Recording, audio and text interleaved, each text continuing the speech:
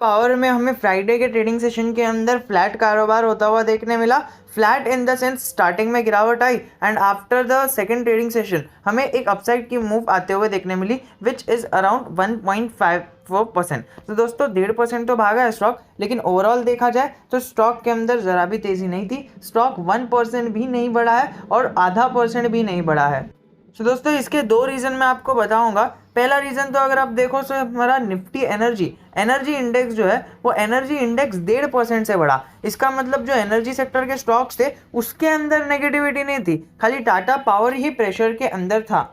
तो अभी हम हमारे टाटा पावर को किसी और स्टॉक के साथ जो उसका पीयर है उसके साथ तो कंपेयर नहीं कर सकते, बिकॉज निफ्टी एनर्जी को देखकर पता चलता है कि सारे एनर्जी सेक्टर के स्टॉक्स बुलिश रन में थे एंड आफ्टर 12 o'clock हमें शेयर के अंदर तो तेजी आते हुए देखने मिली ही। अगर हम बात करें शेयर की तो आप मुझे बताना कि ये MSCI इंडेक्स के अंदर ऐड हुआ या नहीं हुआ। आई नो कई सारे लोगों को नहीं पता होगा, so do let me know in the comment section. You don't know just go and check it out कि क्या ऐड हुआ या फिर नहीं हुआ। अगर हम बात करें टाटा पावर की तो टाटा पावर के अंदर हमें सिटी और क्लासा जैसे बड़े बड़े जो ब्रोकिंग रेटिंग एजेंसीज है उन्होंने अपने जो पावर टू बाय का कॉल था उनको कन्वर्ट कर कर अभी पावर टू सेल का मंडे से लगा दिया है। लेकिन मंडे से हमें ये स्टॉक के अंदर गिरावट तो छोड़ो, जरा सी प्रेशर भी देखने नहीं मिल रहा है, सीधा सीधा हमें अपसाइड देखने मिल रहा है after that downgradation. In fact after that हमें 13% की अपसाइड देखने मिली थी स्टॉक में। So this is probably one of the reasons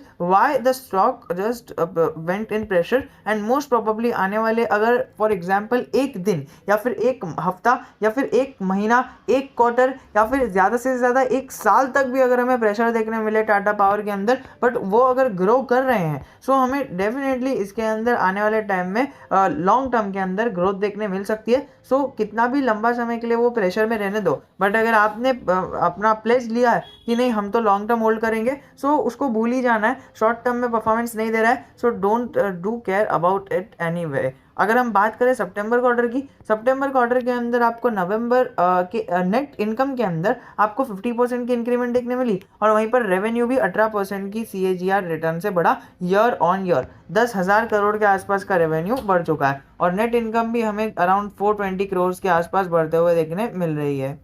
stock के फ्राइडे की परफॉर्मेंस को देखें तो आप देख सकते हो 240 के आसपास क्लोजिंग दी है। प्रीवियस क्लोज अराउंड 239 का था जो एकदम सेम ही है, 239.75 का क्लोजिंग था और अभी का जो फ्राइडे का क्लोजिंग है वो अराउंड 239.90 का हुआ है। तो ज़रा भी कुछ ज़्यादा डिफरेंस नहीं है और पॉइंट के अंदर डिफरेंस है, 0.068% का डिफरेंस है। अगर आप देखो so open 242, high 242 and low 236। सो 236 से 242 आया है, तो इसकी वजह से हमें उसके अंदर 1.5% की तेजी देखने मिली at the point of its lowest day लो।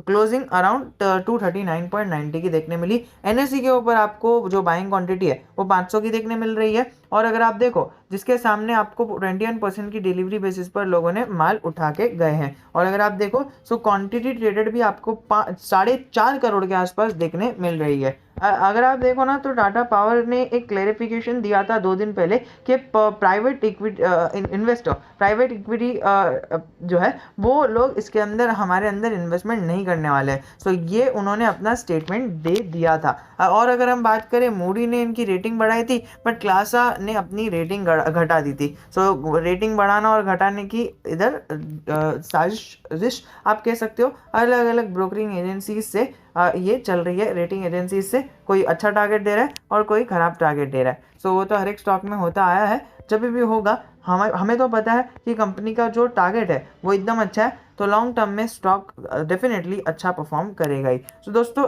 ये हमें एक अपडेट आपको पता होनी चाहिए कि कंपनी का जनरेशन, पावर जनरेशन का बिजनेस ने है ना हमें डिसअपॉइंट किया था। Generation business disappointed us in Q2 but renewable portfolio drives growth. तो दोस्तों रिन्यूएबल एनर्जी के अंदर जो ग्रोथ आई उसकी वजह से हमें ग्रोथ देखने मिल रही है उसके अर्निंग्स के अंदर भी प्लस उसके स्टॉक की प्राइस के अंदर भी। तो दोस्तों अगर आप देख रहे हो कोई कह रहा है कि टाटा पावर का रिजल्ट अच्छा है, सो आपको पता होना चाहिए कि अच्छा है बिकॉज उसका रिन्यूएबल एनर्जी का बिजनेस बहुत ज़्यादा अच्छा चला जिसकी वजह से हमें ग्रोथ आते हुए देखने मिली और पावर जनरेशन का जो बिजनेस है उसने डिसअपॉइंट किया एंड आने वाले टाइम में यही होने वाला है। पावर जनरेशन का बिजनेस कम कम होते जाएगा एंड वही रिन्यूएबल एनर्जी थोड़ी थोड़ी कर अपनी स्पेस ले लेगा। 87% are telling you to buy the share and 7% are yet telling you to hold the share, but 6% लोग ऐसे भी है जो सेल करने की सलाह दे रहे हैं आउट ऑफ 76 इन्वेस्टर्स।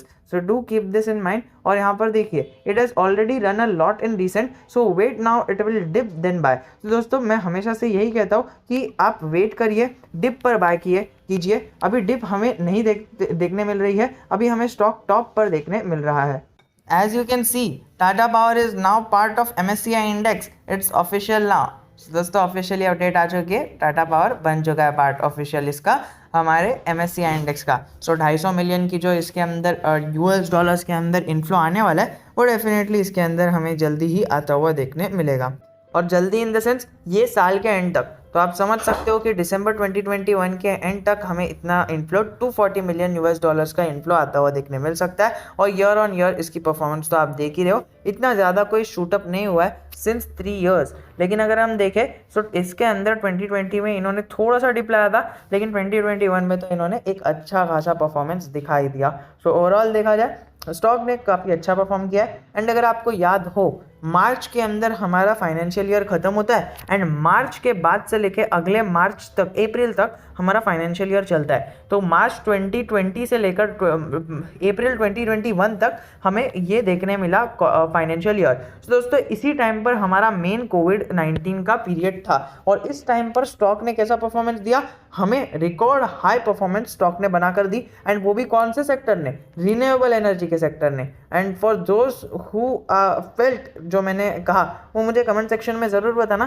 कि यस सर हम समझ गए क्या कहना चाहते हैं। तो दोस्तों अगर आप देखो सो प्रमोटर्स की प्लेस जो होल्डिंग है वो 1.4% की है, तो इन्होंने अनचेंज रखी है, जल्दी ही हो जाएगा। सो ये कोई नेगेटिव पॉइंट तो नहीं है, लेकिन आपको देखना चाहिए बहुत ही मिनिमल सी होल्डिंग है और 2% भी नहीं है, 1.5% भी नहीं है पूरी। तो दोस्तों इसके ऊपर कोई घबराने की ज़रूरत नहीं है। MFI इंडेक्स ने म्यूचुअल फंड्स ने अपनी होल्डिंग कम की थी सितंबर 2021 के क्वार्टर के अंदर उस टाइम पर, और अभी म्यूचुअल फंड्स ने और बाय किया है या फिर सेल किया, we don't know. So let's see अभी दिसंबर क्वार्टर का जब आता है जनवरी 2022 में, तब जाकर हमें ये ऑफिशियल डेटा लीक होते हुए देखने मिलेगा।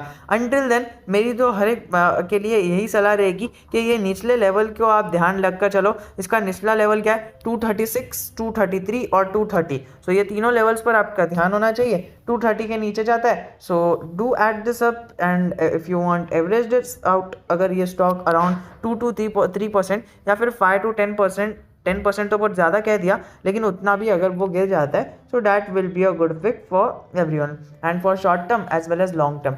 सो अभी एंट्री अगर आप थोड़ा सा वेट कर लोगे तो आपको शायद ये और निचले लेवल पर भी देखने मिल सकता है, ऐसा मेरा मानना है। सो अभी एकदम टॉप लेवल पर एंट्री ना ही करो तो आपके लिए अच्छा होगा, वरना अगर आपको एक टेक्निकल सी अच्छी लाइन दिख रही है और अच्छी अपॉर्चुनिटी दिख रही है, then definitely go for it. It's your gut feeling and never let your gut feeling undertake by any YouTube video और by anyone. So let's move ahead and we will be meeting in our next video. Until then, keep learning, keep investing and keep trading.